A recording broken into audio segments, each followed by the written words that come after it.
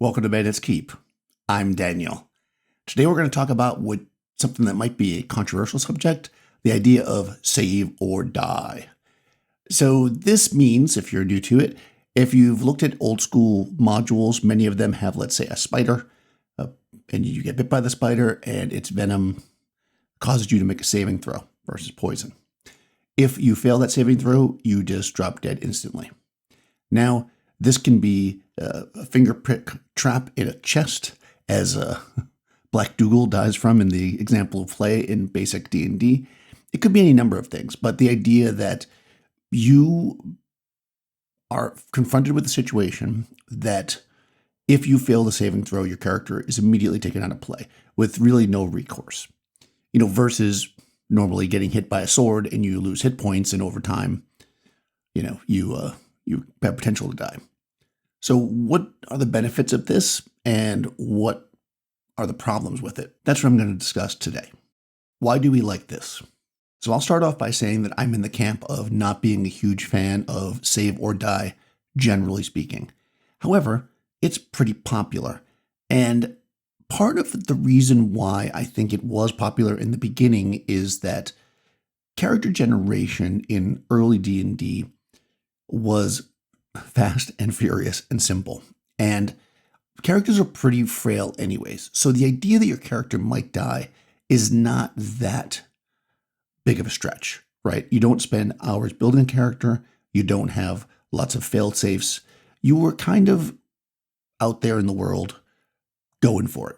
And what the save or die does on some level is levels the playing field. Because even though your saving throws get better as you get higher level, if you're a 10th level thief with 35 hit points, you still can die instantly with that poison trap. Whereas if it did a d6 damage or something, after a certain point, it wouldn't be a danger to you, right? It's one of those things that just allows the danger to scale naturally because you're dead. However, I don't know that was always the original intention. When we look at the original Dungeons and Dragons, and again, they may have immediately changed their mind. When we look at how poisons are described, number one, it says something like, it's under the same category as, I want to say, Dragon's Breath, where it says if you make the save, you take half damage. So what does that mean? I've heard people say that, well, the way we interpret it was if you fail the save, you die. If you make the save, you lose half your hit points. Whoosh, that's pretty serious. But you could also interpret it as poison was meant to cause damage, and then the saving throw reduces that. Now, again, you lose that great equalizer part of it, but it does make it a lot more sustainable for people to get hit by the random poison attack and not go down. Also, when we think about poison in general, or traps in general in OD&D, it talks about the idea that, like it talks about a pit trap, but it talks about the idea that a pit trap might cause damage, but it might most of the time just slow you down. So I think there was this early idea that traps weren't necessarily meant to kill the players. They were meant to trap them. I made a whole video on traps, and I probably am rehashing some of that here. But my point being is that I think people leaned into save or die because it was simple and you saw poison and there was no direct rule to deal with it, except that if they got poisoned, then what does poison do to people? It kills them. So let's say that we like that. We like the idea that poison is incredibly deadly, or venom, is incredibly deadly. But is there any way that we can still make it a little better? And I think that my most simple tip here is going to be, if you use save or die, and I do still use it sometimes, give the player a countdown. It might be 1 round. It might be 5 rounds. It might be till the end of the combat. But, when you think about movies and you think about novels, when people get bit by the snake or whatever, they don't usually just, well, unless they're a no-name henchman, they don't usually just drop, right? There's usually a thing where they're suffering and they're effectively taking a penalty, and then eventually they succumb after they, kill 3 more orcs before they go down, kind of thing, right? And this, I think, is really cool, and it gives the player a little bit of revenge, if you will, right? So if, for instance, you take the rule that, hey, if you get hit by one of these poisons and you fail your save, you're going to die. There's no recourse unless, I guess, you have slow poison or neutralized poison.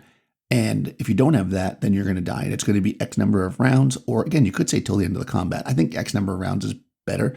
You might not even tell them. You might roll it secretly and then have with like a D6 and have it behind, maybe D6 plus 1 so they don't die right away. And then have it behind your thing. And then at the beginning of the round where they die, you then turn to them and say, the poison has taken you. How do you go down, right? Because that actually adds that drama. It's like, I don't even know how much time I have left. What can I do, right? But it also opens up the idea that if somebody gets bit by, let's say, a giant spider in their arm, they might quickly say, my friend's going to chop off my arm with the battle axe, right? It gives you the chance that, that might be just as bad, right? But it gives you a chance that you could try to do something. It gives that little extra, and you could say the saving throw is that chance, but I like the idea that it is a narrative chance. So if you don't want to do that, and that's too extreme for you, at the very least, I would allow the final word kind of thing. I once played this game, I can't remember what they called it, and it was a horror game, and it was kind of a zany, fun horror game meant to be like slasher horror. But if your character died, you still were there, because one point later in the game, your character could just pop back up and do something. Like in a horror movie where like you think the guy got chopped up, but then all of a sudden they're in that room and they do something. And I thought that was a great little mechanic because I think it was made for one-shots conventions, I think. So the idea was not to just have you roll a character right away. So I just like the idea that it was like, you're not out, right? You have this one thing where you can pick your moment to help people.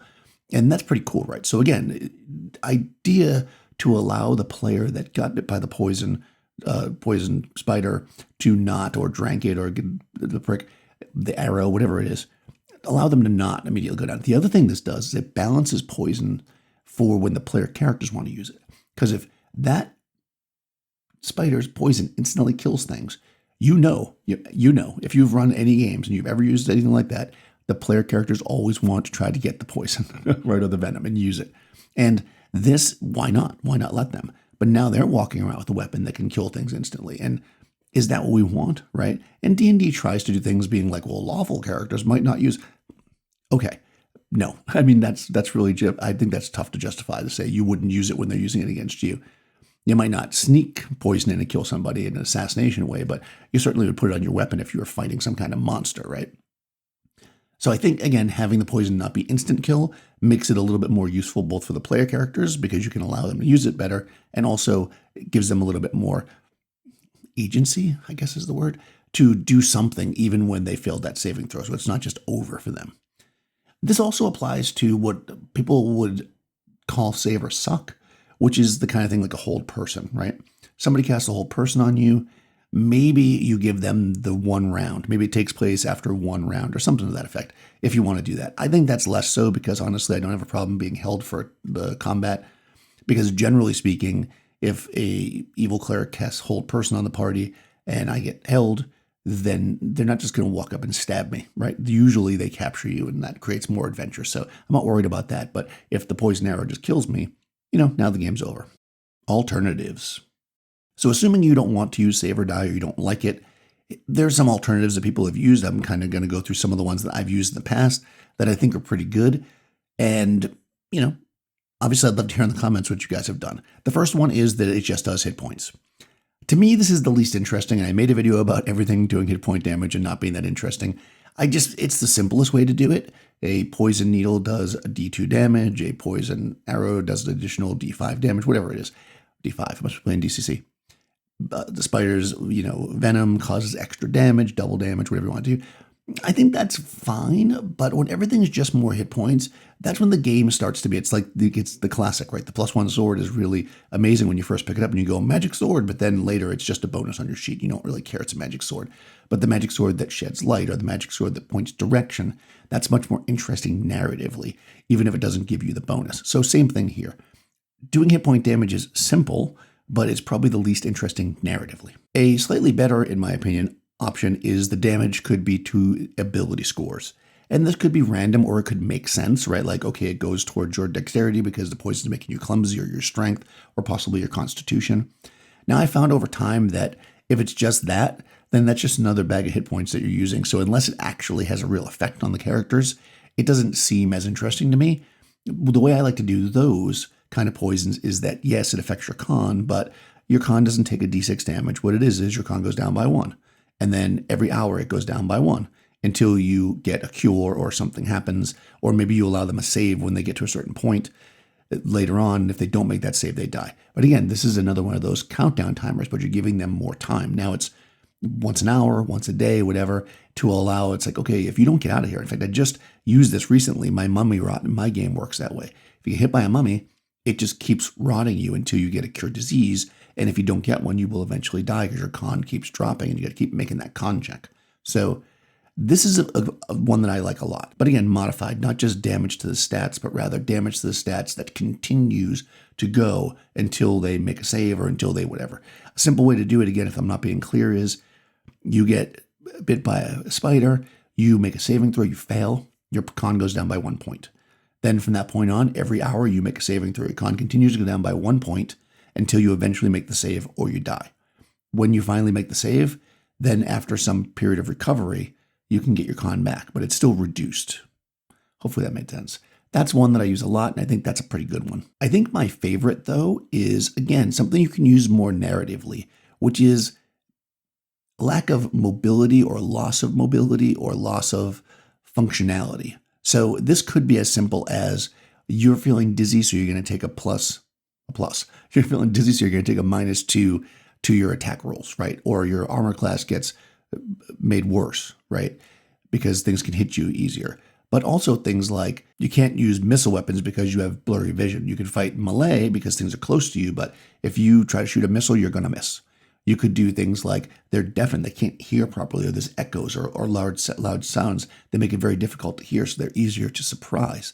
They're feeling, they're sweating, and they're just they can't deal with all the stuff they're carrying. So you say you can't carry any heavy load. You got to drop any of the backpacks or whatever you're wearing. You got to strip off any armor beyond leather, something like that, because you just can't. If you've ever been sick, it's like, yeah, I can't wear this armor, right? You can do that kind of stuff, and again, that's narrative, that's interesting, and it still gives them a penalty.